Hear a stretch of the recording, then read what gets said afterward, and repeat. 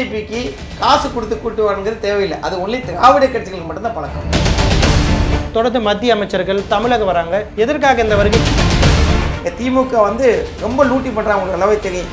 இவங்களை விட்டு காப்பாற்றி ஆகணும் தமிழகத்தை.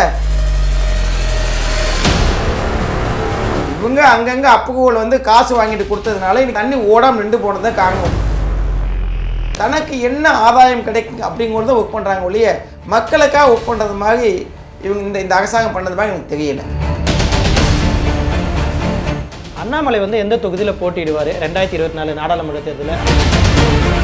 தலைவர் அண்ணாமலை அவர்கள் எந்த தொகுதியில் இருந்தாலும் வெற்றி பெறுவார். வருகின்ற சட்டமன்ற எலெக்ஷன் 2026 சீஃப் மினிஸ்டர் ஆகி காமராஜர் ஆட்சி எப்படி இருந்ததோ அந்த அளவுக்கு ஒரு தமிழகத்துக்கு ஒரு ஆட்சியை கொடுக்கணும்னு என்னுடைய ஆசை.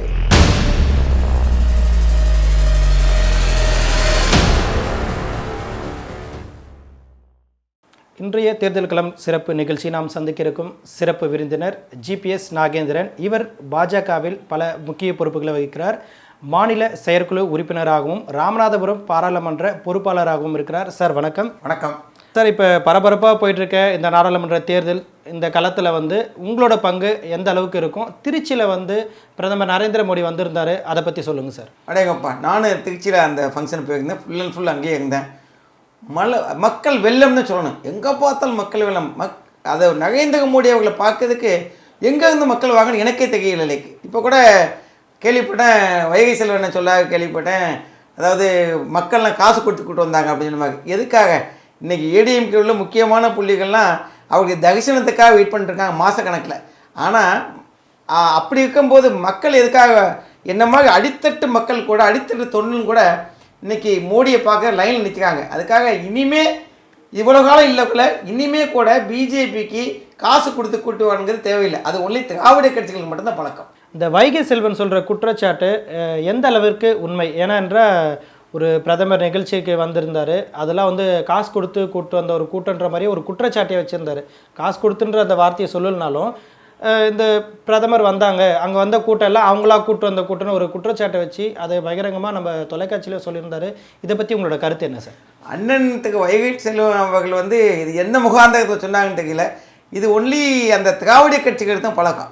பிஜேபி பொறுத்த மட்டுக்கு எனக்கு தெரிஞ்சு ஈவன் தமிழ்நாட்டில் இல்லை, இந்தியாவிலே காசு கொடுத்து கூட்ட தேவையில்லை, கூட்டினது இல்லை. ஏன்னா அவங்க எக்ஸாம்பிளாக கூட சொல்லப்போனால் இன்றைக்கி திராவிட கட்சிகள்லாம் அவங்களுடைய தரிசனத்துக்காக அப்பாயின்மெண்ட்டுக்காக அவ்வளோ வெயிட் பண்ணிட்டுருக்காங்க. ஈவன் அவங்க கட்சியை சேர்ந்தவங்களே அவங்க பார்க்கறதுக்காக வெயிட் பண்ணி அவங்க அப்பாயின்மெண்ட் கிடைக்காம காலங்கள் இருக்குது. அதே மாதிரி மக்கள் இல்லை, மக்கள் வந்து ஒவ்வொருத்தரும் மோடியை பார்க்க முடியுமா அப்படின்னு ஏங்கிட்டு இருக்க காலங்களாகி போச்சு ஒழிய கண்டிப்பாக காசு கொடுத்து வந்த கூட்டம் இல்லை, தானாக வந்த கூட்டம். கண்டிப்பாக பிஜேபியை பொறுத்த மட்டுக்கு நம்ம அண்ணாமலை தலைவர் அவர்களையோ இல்லை மோடி அவர்களையோ பார்க்கறதுக்கு எங்கேருந்தோ இன்றைக்கி தமிழ்நாட்டுக்கு வந்துட்டால் கடைக்கோடி கன்னியாகுமரியிலேருந்து ராமேஸ்வரத்துலேருந்து வந்து பார்க்கறதுக்கு மக்கள் ரெடியாக இருக்காங்க.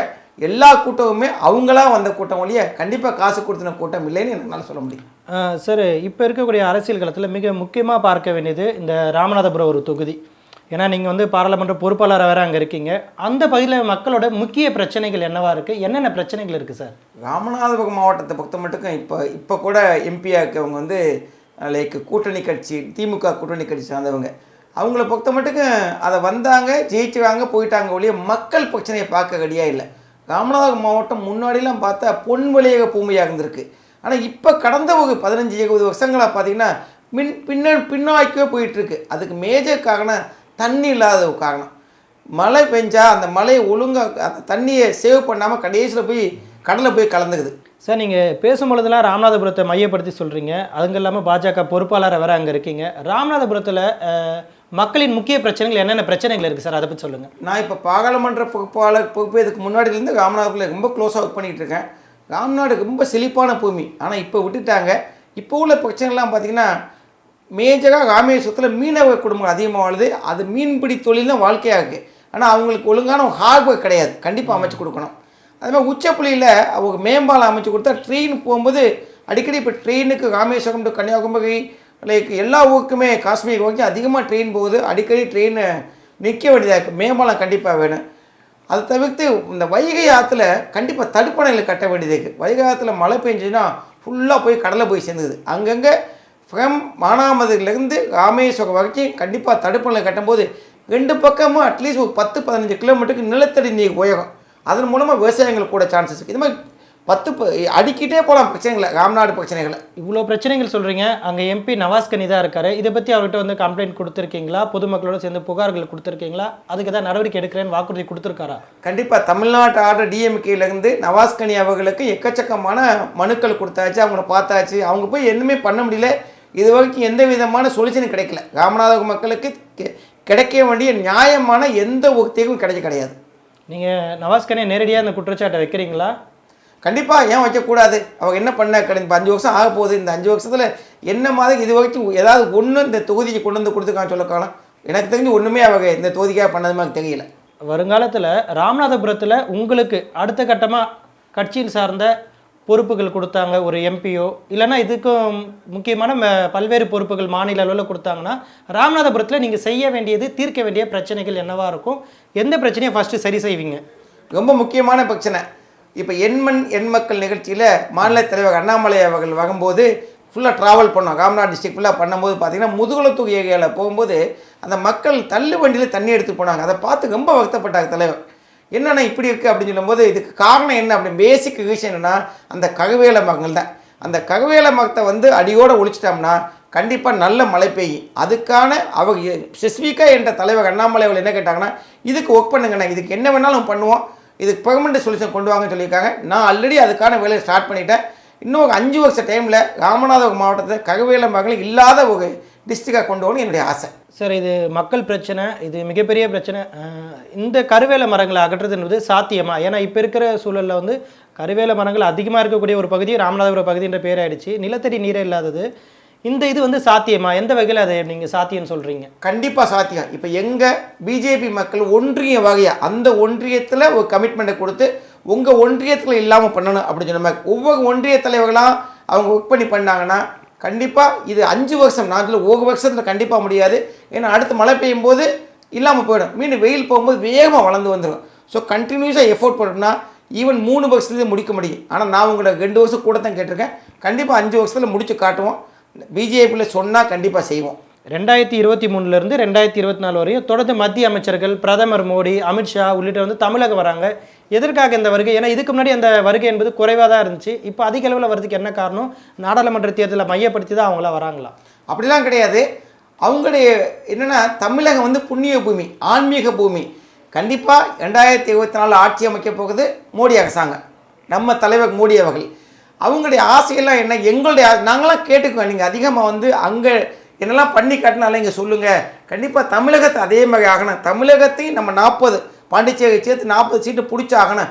அப்படி இருக்கும்போது நீங்களாம் வந்து இங்கே சொல்லும்போது அடுத்த எடுத்து போக முடியும். அப்படிங்கிறது வழியாக கண்டிப்பாக இவங்க சொன்னாலும் சொல்லாட்டாலும் கண்டிப்பாக இந்த பிஜேபி 40 தொகுதிகளில் 40 ஜெயிக்கணுங்கிறது எங்கள் ஆசை, பிஜேபி மத்தியிலையும் ஆசை, மக்களுடைய ஆசை. ஏன்னா ஆல்ரெடி இப்போ ஒர்க் பண்ணுற இந்த திமுக வந்து ரொம்ப லூட்டி பண்ணுறாங்க, உங்களுக்கு நல்லாவே தெரியும். இவங்களை விட்டு காப்பாற்றி ஆகணும் தமிழகத்தை அப்படிங்கிறதுல ரொம்ப பிரதமர் மோடி அவர்கள் ரொம்ப முன்னிப்பாக இருக்காங்க அப்படின்னு சொல்லலாம். தலைவர் அண்ணாமலை வந்து எல்லா இடத்துலையும் சொல்லுவார், இப்போ அதிமுக விட்டு விலகிட்டோம் அப்படின்னு ஒரு இது மைய கருத்து வைப்பார். அதிமுக விட்டு விலகிட்டோம், பாஜக வந்து தனித்து செயல்பட தொடங்கிருச்சு. நாடாளுமன்ற கூட்டணி பேச்சுவார்த்தைகள்லாம் எந்த அளவுக்கு இருக்குது, அதை பற்றி சொல்லுங்கள் சார். கூட்டணியெல்லாம் தலைமை முடிவு எடுப்பாங்க. ஆனால் எனக்கு தெரிஞ்சு இப்போ நம்ம ராமநாதபுரத்தை வச்சு நான் பார்க்கும்போது அதிகமான கட்சிகள் வந்து கூட்டணிகள் பேசிகிட்டு இருக்குமே கேள்விப்பட்டேன். 8-9 கட்சிகள் இப்போதைக்கு எங்களோட பேச்சுவார்த்தையில் இருக்காங்கன்னு மேலிடத்துன்னு சொன்னாங்க. கண்டிப்பாக நம்ம எதிர்பார்த்து நீங்களாம் எந்த கூட்டணி எதிர்பார்க்கலோ அந்த கூட்டணியோட சேர்ந்து நாங்கள் 40 தொகுதியும் ஜெயிப்போம் அப்படின்னு உங்களுக்கு சொல்கிறோம். தற்போது அந்த மலையில் பார்த்திங்கன்னா தமிழகத்தில் பெரும்பாலான இடங்கள் வந்து மலையில் ரொம்ப சிக்கி மக்கள் வாழ்வாதாரம் என்று பாதிக்கப்பட்டிருந்தாங்க. இதுக்கு என்ன காரணம்? ஏன்னா ஏற்கனவே தூர் வாரப்பட்டிருக்கா, வாரப்படலையா? உங்களோட தொகுதியிலேருந்தே ஆரம்பிங்க. திருநெல்வேலி, இந்த இதில் கன்னியாகுமரி, தூத்துக்குடி, இது உள்ளிட்ட பல மாவட்டங்கள் சேதமடைஞ்சிருக்கு. சென்னை கூட பார்த்துருப்பீங்க, இடுப்பளவு தண்ணியில் தான் மக்கள் நடந்து போயிருந்தாங்க. இதுக்கு என்ன காரணமாக இருக்கும்? சென்னையில் இன்றைக்கி நேற்று இல்லை, இது காலங்காலமாக இந்த பிரச்சனை இருக்குது. இந்த பிரச்சனைக்கு முடிவு கட்டுறோம்னு சொல்லிட்டு தான் இவங்களே ஐஐடியை வச்சு ஆய்வு பண்ணி 4000 கோடி செலவு பண்ணாங்க. ஆனால் அந்த 4000 கோடி செலவு பண்ணாங்களாம் கண்டிப்பாக இல்லை. செலவு பண்ணியிருந்தால் இதுக்கான சொல்யூஷன் வந்திருக்கும். ஏன்னா இந்த பூகோள அமைப்பே அழகாக தண்ணி ஓடுறது மாதிரி தான் இருக்குது, கடலில் போய் கலக்கிற மாதிரி இருக்குது. இவங்க அங்கங்கே அப்புகோல் வந்து காசு வாங்கிட்டு கொடுத்ததுனால இன்றைக்கி அங்கங்கே பில்டிங் கட்டப்பட்டுச்சு, தண்ணி ஓடாமல் நின்று போனது தான் காரணம் ஒழிய இது நம்ம ஆள்றவங்களுடைய அஜாக்கிரதை காரணம்னால சொல்ல முடியும் இல்லையே. இதுக்கு வேக எதுவும் காரணம் கிடையாது. மக்கள் உண்மையிலேயே ரொம்ப கஷ்டப்பட்டாங்க. நானும் பார்த்தேன். சென்னையில் தொடங்கி தூத்துக்குடி வரைக்கும் அவ்வளோ கஷ்டப்படுறாங்க. ஒவ்வொரு ஊர்லேயும் தனக்கு என்ன ஆதாயம் கிடைக்கும் அப்படிங்கிறத ஒர்க் பண்ணுறாங்க ஒழிய மக்களுக்காக ஒர்க் பண்ணுறது மாதிரி இவங்க இந்த அரசாங்கம் பண்ணது மாதிரி எனக்கு தெரியல. சரி, இந்த கேள்வி உங்கள்கிட்ட கேட்டாகணும். ஏன்னா அண்ணாமலை அவரோட நீங்கள் ட்ராவல் பண்ணுறீங்க. அண்ணாமலை பழகுவதில் எப்படி? உங்ககிட்ட பழகிறது இல்லாமல் கட்சியார்கிட்ட பழகுறதுல எப்படி? இன்னும் ஒரு சில குற்றச்சாட்டு வச்சு அண்ணாமலைகிட்ட கோவப்படுவார். சமூக வலைத்தளங்களே நம்ம பார்த்துருப்போம். அண்ணாமலை வந்து கோவப்படுவார்னு சொல்லி நிறைய வைரலான கருத்துக்கள் பரவுது. கோவப்பட மாட்டாங்கன்னு சொல்ல மாட்டேன். It's a tough lover. எனக்கு பிடிச்சமான வார்த்தை டஃப் லவர் அப்படின்னு இங்கிலீஷ் ஒரு வார்த்தை இருக்குது. டஃப் லவர்னா என்னென்னு தான், லவர் ரொம்ப எல்லாத்தையும் நேசிப்பாங்க, ஆனால் டஃப்பாக இருப்பாங்க. டஃப்னா ரொம்ப லவ்ஸியாக இருந்தது, அது is not a good love. ஒருத்தர் அடுத்த லெவலுக்கு எடுத்துகிட்டு போகாது. இப்போ என்ன சொன்னாலும் ஒருத்தர் சொல்ல கேட்டுக்கிட்டே இருக்கக்கூடாதுல்ல. அது கண்டிப்பாக அவனை அடுத்த லெவலுக்கு எடுத்து போகணும்னா, அவனை உருவாக்கணும்னா கண்டிப்பாக அந்த மாதிரி இருந்தால் மட்டும்தான் ஒருத்தர் உருவாக்க முடியும். அந்த விஷயத்தில் தலைவர் அண்ணாமலை அவர்கள் வந்து கண்டிப்பாக நான் பார்த்ததில், நான் பழகினதில் is a very good the person as a human being. நான் பழகினதில் is very good human being. As I told is a tough lover. ஒரு விஷயத்தை எந்த விஷயத்தை நான் பார்த்தேன்னா பிரமிக்கப்படுத்திய அளவுக்கு அவங்க எந்த விஷயத்தை ஒரு டாபிக் எடுத்தாலும் அந்த விஷயத்தில் 100% ஒரு டெலிவரிபிள் கொடுக்கும்போது எப்படி இப்படிலாம் பாசிபிள் அப்படின்னு சொன்ன மாதிரி நானே மெய்மகந்து அவங்க பார்க்க சில நேரங்களில் பார்த்துருக்கேன். சில இடங்களில் வந்து அவர் கோவப்படுறதை மட்டுமே அழுத்தி சொல்கிறாங்க. இதுக்கு என்ன காரணம்? இது அவர் மேலே இருக்கிற குற்றச்சாட்டாக வைக்கிறாங்களா? இது உண்மையாக பொய்யா? அது எந்த அளவு? கண்டிப்பாக இது குற்றச்சாட்டு. அவங்க கோபம்லாம் சும்மா தேவையில்லாமல் கண்டிப்பாக யாரும் கோவப்பட மாட்டாங்க. அதை அவங்க பட மாட்டாங்க. ஏன்னா அவங்க சும்மா தேவையில்லாத கொஸ்டின் கேட்கும்போது ஒரு இடத்துல சில இடத்துல ஸ்டாப் பண்ணி ஆகணும்ல. அந்த ஸ்டாப் பண்ணும்போது சொல்லித்தான் ஆகணும் ஒழிய அதவே அவங்க எல்லா சொல்லையும் கேட்டுகிட்டு இருக்க முடியாது. எனக்கு தெரிஞ்சு நியாயமான கோபங்கள் பட்டே ஆகணும்.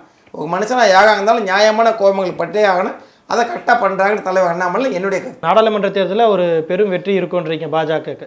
கண்டிப்பாக 40 அவுட் ஆஃப் 40 பாண்டிச்சேரியை சேர்த்து கண்டிப்பாக நாங்கள் வெற்றி பெறணும்னு ஆசைப்படுவோம். கண்டிப்பாக வெற்றி பெறுவோம். இப்போ அதிமுக தமிழகத்தில் அரசியல் கட்சிகள் நிறையா இருக்குது. எல்லாருமே இப்போ தனித்து போட்டிடுறவங்க தான். நாம் தமிழர் சீமானில் இருந்தோ, அதிமுக, பாஜக, இப்போ தேமுதிக உட்பட பல கட்சிகள் இருக்குது. இது அத்தனையும் சமாளித்து பாஜக வருவதற்கான சாத்தியக்கூறுகள் இருக்குது. அந்தளவுக்கு தமிழகத்தில் ஸ்ட்ராங் ஆகிடுச்சா?